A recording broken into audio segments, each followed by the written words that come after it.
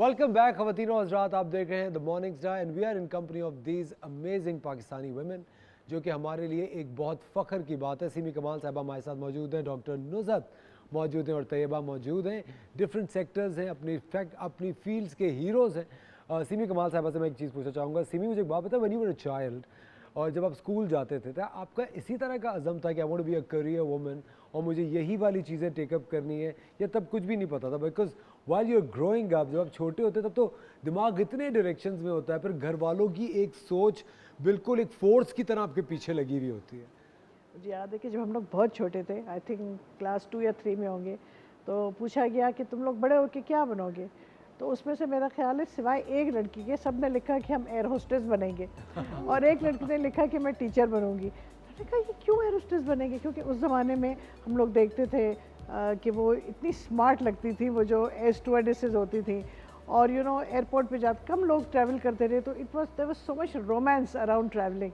तो हम सब ने कहा, तो खैर वो तो मेरा एक जो शौक़ था वो पूरा हो गया, क्योंकि ट्रैवल करने का अल्लाह ने बहुत मौका दिया है, तो इतने मुल्कों में जाके देख चुके हैं।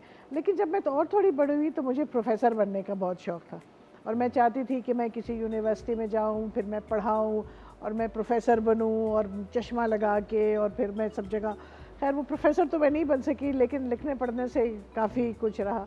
फिर मैं जब 19 साल की थी तो फिर मैं कैम्ब्रिज चली गई सीधे ए लेवल्स करने के बाद। तो वो मुझे अच्छी तरह से याद है कि जब मेरा ये ख्याल था और मैं बहुत चाहती थी, जाहिर है कि वो मिडिल क्लास फैमिली थी, कहाँ पे इतना सोच सकते थे आगे। बहरहाल ये मेरा एक ख्वाब था। मेरे वालिद साहब ने भी मेरी बहुत उसमें मदद की, हालांकि बड़े मुश्किल हालात थे उन दिनों में।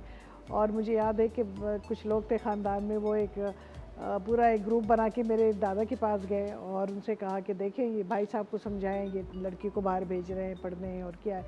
वो सुनते रहे सुनते रहे सुनते रहे। उसके बाद उन्होंने कहा सुनो, अगर तुम लोगों में इतनी अक्ल होती तो तुम लोग भी चले जाते कैम्ब्रिज।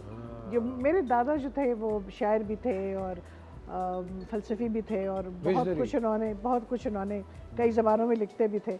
तो ये सब जो लोग जब होते, मेरी खाला जो थी वो खुद पीएचडी करके आई थी यूनिवर्सिटी ऑफ एडिनबरा से, और आई थिंक उन्होंने 1.5 साल में पीएचडी कर ली थी या पौने 2 साल में। कोई रिकॉर्ड उन्होंने बनाया जो आज तक शायद टूटा नहीं। फिर वो भी जोग्राफिया दान थी, फिर वो कराची यूनिवर्सिटी में हेड ऑफ डिपार्टमेंट भी बनी, तो उनसे भी मैंने बहुत इंस्पिरेशन हासिल की।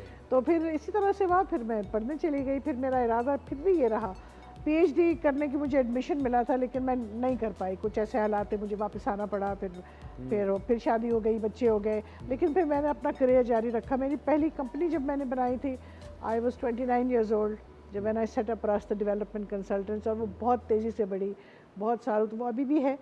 लेकिन फिर उसके बाद मैंने और काम किए, फिर मेरा इंटरनेशनल काम बहुत बढ़ गया।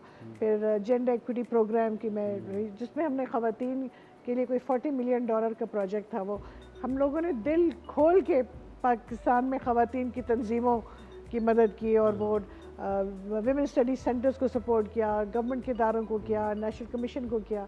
फिर पाकिस्तान पॉवर्टी एलिविएशन फ़ंड में there was a huge fund, उसमें भी बहुत हम लोगों ने जेंडर मेन स्ट्रीमिंग का काम किया। तो मैं खुश हूँ कि ये सब मैं कर सकी। और अब ज़्यादा काम मेरा रज़ाकाराना है। अब हम ये एक वाटर इंस्टीट्यूट बना रहे हैं, जिसमें हम चाहते हैं कि पाकिस्तान के जो पानी के मसाइल हैं उनके सही हल निकाले जाएँ।